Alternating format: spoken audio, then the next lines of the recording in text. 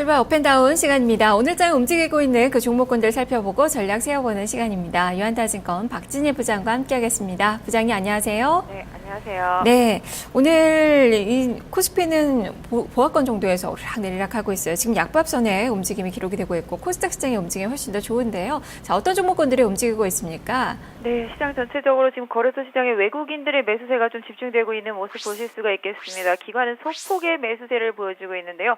오히려 외국인은 양 시장에서 모두 매도하는 모습을 보여주고 있는데 기관은 양쪽 모두 매수를 하고 있습니다. 특히 거래소보다는 코스닥에 집중된 모습 보실 수가 있겠는데요. 전반적으로 거래소 시장은 지난주 목금 좀 상승이 강했었던 삼성전자, 하이닉스, LG 디스플레이 등 IT 대형주 쪽으로 좀 매물이 나오고 있는 모습 보실 수가 있겠고요. 일단 합병 이슈가 끝난 제일모직과 삼성물산의 하락도 이어지고 있는 모습 보실 수가 있겠습니다. 오늘 전반적으로 조선주의 약세 추가적으로 이어지고 있습니다. 대우조선, 삼성중공업, 현대중공업 모두 하락세 면치 못하는 모습 보실 수가 있겠고요. 오늘 덩달아서 건설주까지도 좀 약세 보여주고 있습니다. 지금 대림산업, 현대건설, GS건설까지 하락세에 강하게 유지가 되고 있는 모습 보실 수가 있겠습니다. 또 전체적으로는 지금 흐름이 내수, 식음료, 음식료 업종 쪽으로만 강세 흐름이 이어지고 있는데요. 미국 시장과 같은 흐름이라고 보시면 되겠습니다. 코스닥 쪽으로 보신다라면은 바이오, 제약, 헬스케어 섹터주들의 흐름이 있습니다. 특히 바이오주들 숨고르기를 마친 종목들이 지금 반등에 나서고 있는 모습들이 보여지고 있고요. 코로생명과학 좀 반등하는 모습, 크리스탈 또 강세를 좀 보여주고 있는 모습이고요. 메디포스트, 자바이오 등도 강세를 보여주고 있는 모습 보실 수가 있겠습니다. 게임즈 섹터 쪽도 강세 보여주고 있는데요. 특히 위메이드가 강세를 좀 강하게 보여주고 있고 바트 게임즈도 좋은 흐름 이어가고 있습니다.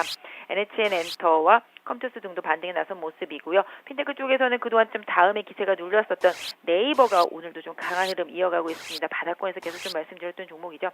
강하게 좀 올라오고 있는 모습이고요.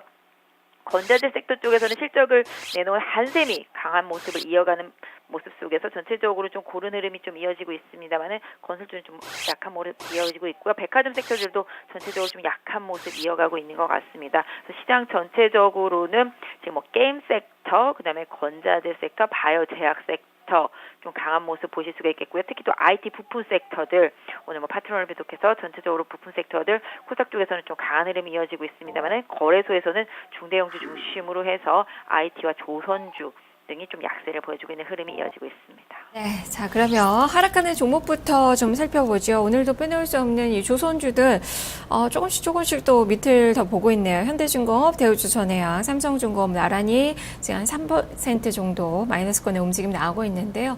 이들 종목군들은 추가적인 하락을 더 예상을 해봐야 되는 건가요? 네. 제가 얼마 전에 뉴스를 들었는데 뉴스에서 이런 얘기를 하더라고요. 많이 빠진 건 알겠지만 내가 먼저 사진 않겠다. 라는 심리가 상당히 좀 팽배한 곳이 경기 민감주 섹터들, 특히 자동차하고 조선주 섹터들이 아닌가 싶습니다.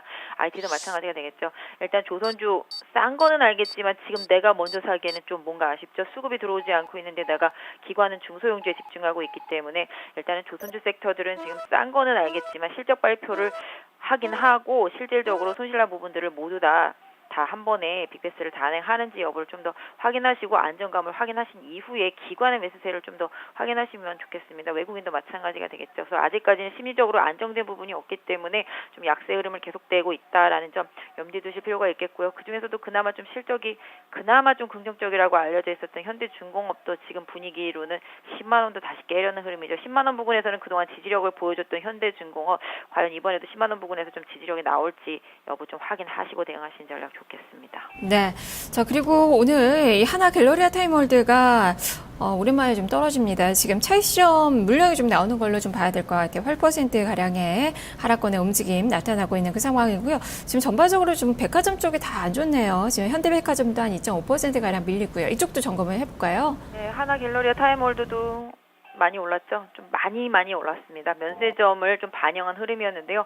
사실 면세점과 관련된 하나 쪽에서 승리한 부분 이런 부분들은 솔직히 지금보다는 앞으로 2년 뒤를 바라보는 전략이었었기 때문에 지금 당장 돌아올 것은 없다라는 측면에서 본다라면 주가는 일정 부분 좀 차익 실현에 나선 모습이고요. 이 종목도 워낙 급등했던 만큼 주가 대한 부담이 차익 실현 매물 악화로 나오고 있는 것 같습니다. 일단 뭐 보유하신 분들이라면은 뭐 차익 실현 쪽 한번 고민해 보실 필요가 있겠죠. 이미 금요일 날도 그런 흐름이 나왔었고요. 그래서 그런 부분들 감안한다라면 앞으로 20만 원대 다시 강하게 돌파하지 못한다라면은 좀 조정에 대비하시는 전략이 좋지 않을까 싶고요. 나머지 백화점 주식들도 금요일 날 좀 조정을 받았는데 오늘도 좀 조정입니다. 전체적으로 2분기 실적에 대한 좀 우려감도 있다라고 보여지고 있습니다만은 주가가 절대적으로 좀 바닥권에 있기 때문에 지금 뭐 매도하는 전략보다는 오히려 좀 실적 발표 타이밍에 저점에서 좀 접근하시는 전략으로 조금 관망하시면서 자리 잡는지 여부를 좀 더 확인하시는 대응이 필요할 것 같습니다. 네. 자, 그리고 건설주가 낙폭 계속적으로 키우네요. 지금 업종 지수도 한 2%가량 밀리고 있고, 현대건설, GS건설 지금 3에서 4% 정도 마이너스권의 움직임이 나오는데요. 이쪽도 가지고 계신 분들 전략 세워주시죠. 네, 오늘 좀 레포트가 나온 것 같습니다. 그동안 주가의 강세가 국내 주식 부동산 시장의 성장세를 다 반영했다라는 그런 뉘앙스의 리포트가 나오면서 건설주들 좀 약한 모습인데요. 실질적으로 건설주보다는 뭐 아시다시피 뭐 인테리어 부분이라든지 뭐 내외장재라든지 그다음에 목욕탕이면 목욕탕, 부엌이면 부엌 이런 쪽에 특화되어 있는 가구 이런 쪽으로만 좀 강세를 보여왔었죠. 리모델링도 좀 많았었고요. 이런 측면에서 본다라면 건설주들 사실 실적 면에 있어서는 지금 당장 좋아지지는 않을 거라고 보고 있습니다. 뭐 물론 이란이라는 뭐 변수를 감안했을 때 향후에 그쪽에서 수주 소식이 돌려온다라면 전체적으로 뭐 투자 심리가 회복될 수는 있겠습니다만은 단기적으로 대형주에 대한 시장의 흐름이 계속적으로 매물로 작용하고 있다라는 좀 염두에 두실 필요가 있겠는데요. 현대 건설로 따진다라면 한 39,000원 정도가 저점 지지력을 확인해 볼 수 있는 타이밍이 될 수 있을 것 같고요. GS건설도 마찬가지로 약 한 27,500원에서 27,000원 내외 정도가 저점을 좀 확인할 수 있는 구간이 되지 않을까 싶습니다. 네. 자, 이제는 상승하는 종목을 좀 보겠습니다. 오늘 게임주들 좋습니다. NC소프트가 오늘 또 강한 움직임이 좀 펼쳐지고 있는데 고가 대비로는 살짝 좀 밀렸네요. 2% 정도 상승세 나오고 있고요. 웹젠이나 액토즈 소프트가 한 4에서 9% 정도, 위메이드도 한 6% 정도의 상승세가 나타나고 있습니다. 게임주들 살펴보죠. 네, 게임주들이 상대적으로 선전을 하고 있죠. 제약바이오 뭐 조정받은 이후에 그랬었는데요. 일단은 게임주에서도 조금 흐름이 다른 종목들이 많이 있습니다. 파티게임주는 고공권에서 지금 등락을 좀 펼쳐지고 있는 모습이고 위메이드는 정말 처절하게 바닥까지 급락했던 종목이 오히려 상당히 급등을 하면서 지금 바닥에서 거의 한 50% 정도의 상승을 보여주는 초강세를 보여주고 있습니다. 뭐 자회사 향후에 뭐 상장 이슈에 대한 부분들이 좀 많이 작용하는 부분들이 많이 있는 것 같습니다. 위메이드로 놓고 본다라면은 단기적으로 5만 원 이탈하지 않는다면 유지하시면서 직전 고점대인 5만 4천원에서 5천원 부근 1차적인 저항대 좀 염두에 두시는 대응하시고요. 그 다음엔 좀 조정을 노려보시는 전략이 좋지 않을까. NC소프트도 마찬가지가 되겠습니다. 지금 20만 원 밑에서부터 치고 올라왔으니까 직전 고점 부근이 25만 원 오늘 찍은 모습이죠. 25만 원의 저항 염두에 두시고요. 그다음에 1차적으로는 조금 가격 조정 한번 대비해 보시는 전략이 단기적으로는 좀 좋지 않을까 싶은데요. 일단 주가 자체가 금요일 날 찍었던 23만 원대 초반 강하게 지지하지 않는 이탈하지 않는다라면은 일단은 뭐 전략적으로는 보유하신 전략이 좋겠지만 단기적으로는 25만 원의 저항은 염두에 두셔야 될 것 같습니다. 자, 그리고 네이버 좀 보죠. 네이버 최근 움직임이 좋습니다. 그냥 금요일에도 한 4%가량 올랐고요. 구글의 호실적에 또 많이 좀 또 수혜를 좀 받는 주가상으로 좀 받는 그 모습인데요. 다만 오늘 120일선 좀 뚫었다가 지금 음봉으로 좀 전환이 좀 되고 있습니다. 어떻게 봐야 될까요? 네, 네이버도 지난번에 말씀드릴 때 일단은 뭐 하락 압력은 완화되면서 이제는 좀 터닝하는 모습을 보여주지 않을까라는 얘기를 말씀드렸었는데요. 일단 네이버도 지금 상태에서는 62만 원대 강하게 이탈하지 않는다라면 보유하신 전략이 좋겠죠. 단기적으로 2분기 실적에 대한 기대감은 있습니다만은 어느 정도 좀 성장성에 대한 우려는 계속적으로 좀 나타나고 있는 상태라고 보시면 되겠습니다. 가격적으로는 한 69만 원 정도가 단기적인 좀 저항대가 될 수 있을 것 같은데요. 일단 지금 현재로서는 보유하신 분들은 좀 보유하신 전략, 저점 매수하실 분들은 62만 원대 이탈하지 않는지 계속 확인하시면서 분할 접근하시는 전략이 좋을 것 같습니다.